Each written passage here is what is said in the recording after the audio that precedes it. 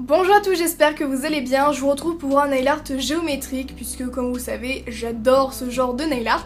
En tout cas pour le réaliser, vous aurez besoin d'une base, d'un vernis mauve, de colle à foil, de peinture acrylique noire ou de vernis noir, de foil, d'un pinceau liner et d'un top coat et c'est un nail art 3 étoiles. Je commence par appliquer ma base pour protéger mes ongles et éviter qu'ils jaunissent à cause des pigments du vernis comme toujours.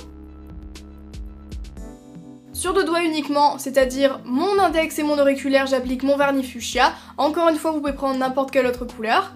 Pour faire les motifs, je vais travailler avec de la peinture acrylique noire ou du vernis noir. Je pense à bien diluer la peinture avec un petit peu d'eau pour qu'elle soit plus facile à travailler. Et je vais faire le contour de mon ongle. C'est pas grave si on déborde sur les côtés, de toute façon on peut toujours rattraper les contours. Et si on déborde vers l'intérieur, on pourra toujours faire des retouches en grattant un petit peu la peinture avec un pic quand elle est sèche. Par contre, si vous avez utilisé du vernis noir, ce sera beaucoup plus compliqué de faire des retouches.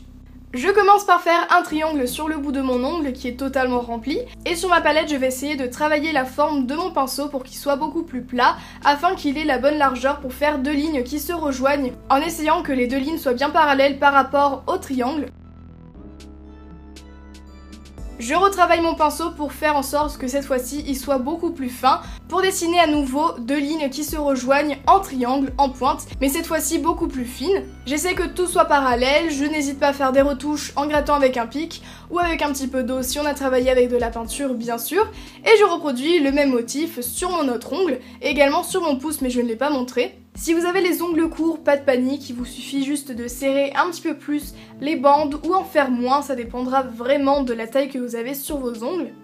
Pour terminer le motif, j'ai décidé de rajouter un petit côté bijou avec du foil et pour cela je vais dessiner un triangle avec la pointe au niveau de mon motif en noir et la base du triangle au niveau de ma cuticule avec de la colle à foil. J'attends qu'elle devienne totalement transparente et je vais pouvoir transférer le petit papier doré. Je vais appuyer délicatement sur mon triangle avec mon doigt ou avec un pinceau pour faire adhérer un maximum le papier. Je fais pareil sur les deux motifs et je peux toujours recoller un petit peu de papier tout neuf sur le motif tant que la colle n'est pas totalement sèche, même si elle sèche pas vraiment, si le motif ne s'est pas bien transféré. Vous pouvez très bien utiliser des paillettes ou un vernis doré si vous n'avez pas de foil.